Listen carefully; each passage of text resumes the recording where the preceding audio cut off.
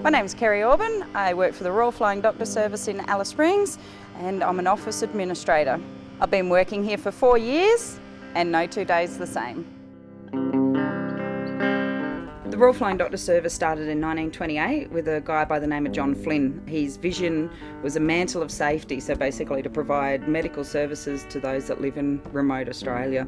If you have a look, he's actually on the Australian $20 note.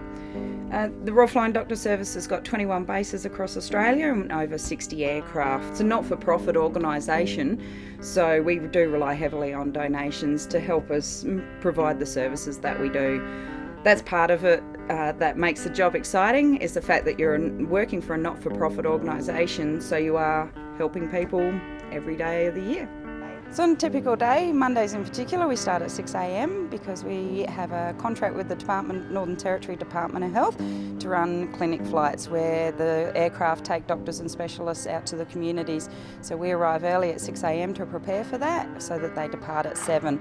The people come in, we weigh them, we weigh their bags, we help the pilot pack the aircraft and send them on their way. And then the day starts with data entry, entering all the flight reports and medical reports from the previous day. On a Monday you do 3 days worth.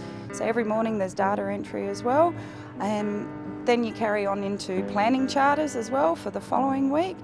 And you can be called in to do public relations work with our general manager. So you may have to go back into town to go and work at the tourist facility. So we have 13 units based in town, the Bill and Dawn Prior Village. Basically, we have them to help encourage staff to stay. They get 3 months worth of accommodation when they relocate to Alice Springs. I'm the property manager for those units, so I oversee all the maintenance and the leases to ensure that they're full all the time and that everybody's happy in there and they've got no maintenance problems. As the RFDS is a not-for-profit organisation, we have an auxiliary group here in Alice Springs that's all volunteers. As an office administrator, I actually get to work closely with the volunteers and organise events to raise money directly for the Alice Springs RFDS. We hold things like lawn sales, we have a race day every year, the raffles, sausage sizzles, all those sorts of things to bring funds in to help us keep flying.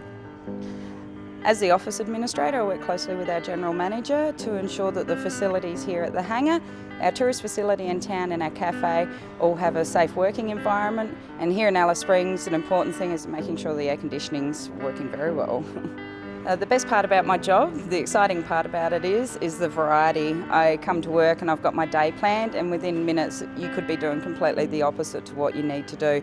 Whether you're running into town to ensure that there's something wrong at the units that you can fix, or you're out here assisting a nurse just to make sure that they've got their paperwork that they need. So every day is different, you never know what's coming, even if you plan it extremely well.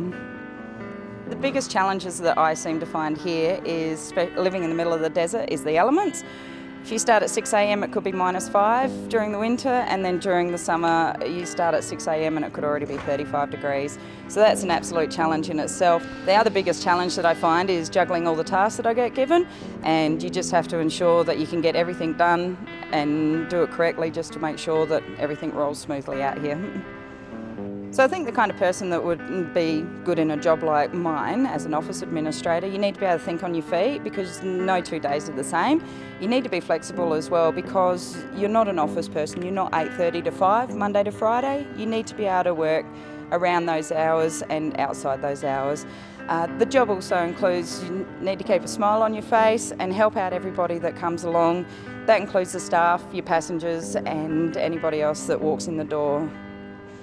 I think the best kind of person for a job like mine as an office administrator, you need to be flexible, you need to be patient, and you need to be able to multitask because things get thrown at you from every direction. You also need to be helpful and be there for all the staff, the passengers that walk in, and anybody else that is looking for assistance. So when I first applied for the Royal Flying Doctor Service job, it was an administration assistant. In the 4 years, I've worked my way up and I'm now an office administrator, and I also have my own assistant. So I have someone working with me in the position that I started. So I've done a few courses, bookkeeping and accounting are 2 of them, and a lot of reception work. Working as a receptionist, you get used to using the phone, which in most administration jobs you use quite considerably. So you always need to smile down that phone because the other person hears that smile down the phone. So anyone that's out there that's interested in getting into administration, I strongly suggest to try and get some on-the-job experience. Whether it's paid or not paid, the experience makes all the difference. When you go into a job, expect to start at the bottom and then get into the job. Work hard, prove yourself, let the bosses see that you are a good worker and you have good work ethics, and you'll go a long way.